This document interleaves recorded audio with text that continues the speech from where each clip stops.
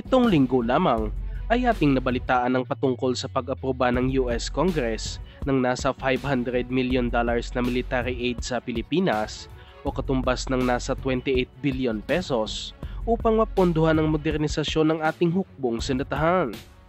Maliban dito, nakatakda pang magbigay ng $2.5 billion ang Amerika o nasa lagpas 140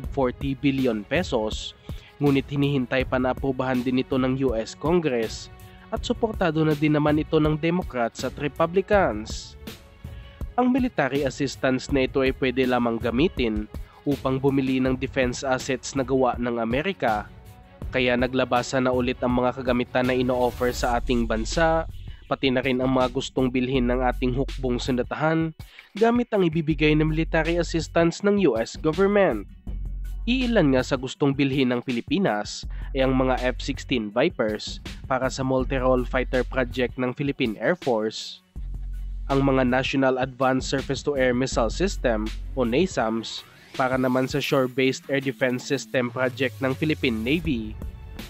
at ang mga M142 High Mobility Artillery Rocket System o HIMARS para naman sa Multiple Launch Rocket System project ng Philippine Army. At sa bagong balita na ating nakalap mula sa Max Defense, mayroon na namang bagong pinagkakainteresan ng hukbong sindatahan, at ito ang tinatawag na Navy Marine Expeditionary Ship Interdiction System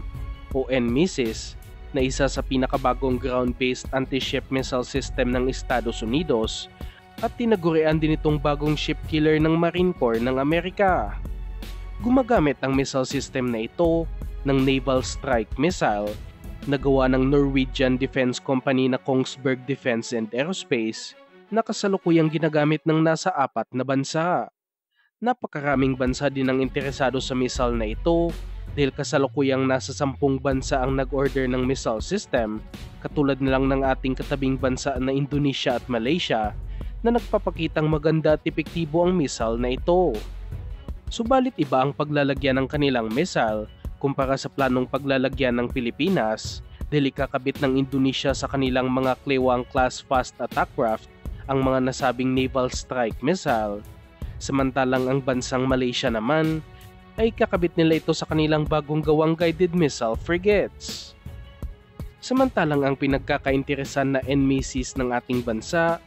ay ang mga naval strike missile na nakakabit sa mga remote controlled light tactical vehicle na kung tawagin ay mga rogue fire vehicles, at bagay na bagay ito sa Pilipinas dahil kahit saan kayang i-deploy ang mga ito at kasya ito sa ating mga C-130 military transport aircraft.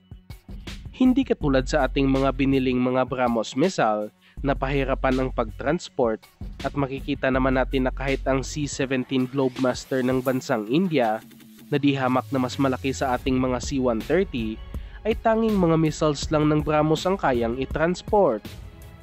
Subalit bumawi naman sa range ang mga BrahMos missile dahil may range ito ng nasa 290 kilometers, samantalang ang mga NMISIS naman ay may range lamang ng nasa 185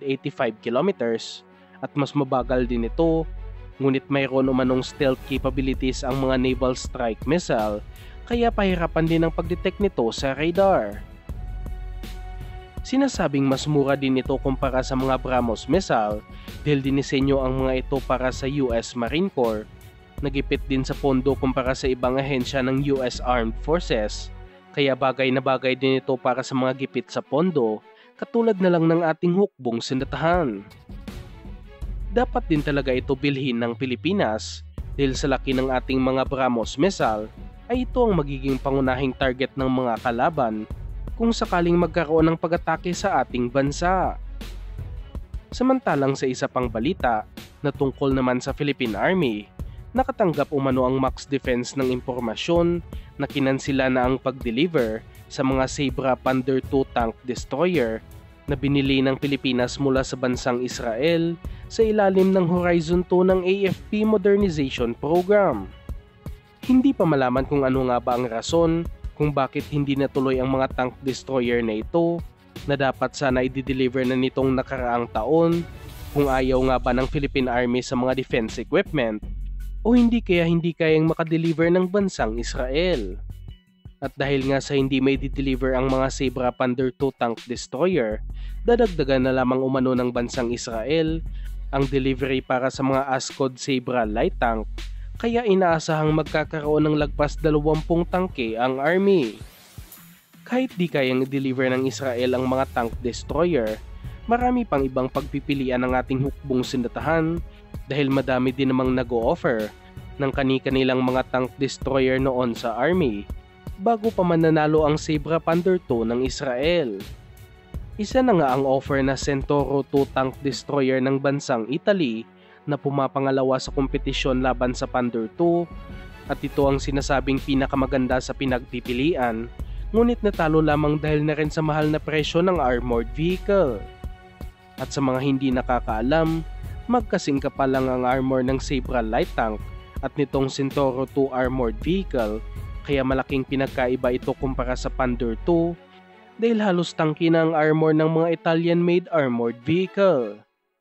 Sa aking opinyon lamang, ay dapat bumili ang Pilipinas ng ganitong mga tank destroyer dahil mismo ang bansang Japan ay pinapalitan na ang kanilang mga tangke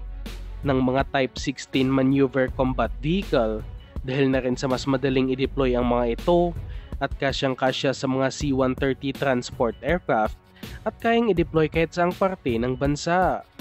Hindi rin pwedeng gamitin natin ang ating mga Guarani Armored Personnel Carrier na nanggaling pa sa bansang Brazil upang paglagyan ng mga 105mm na kanyon sa taas dahil na rin sa hindi kaya ng chassis nito ang bigat ng kanyon at hanggang 30mm autocannon lang ang kaya ng armored vehicle.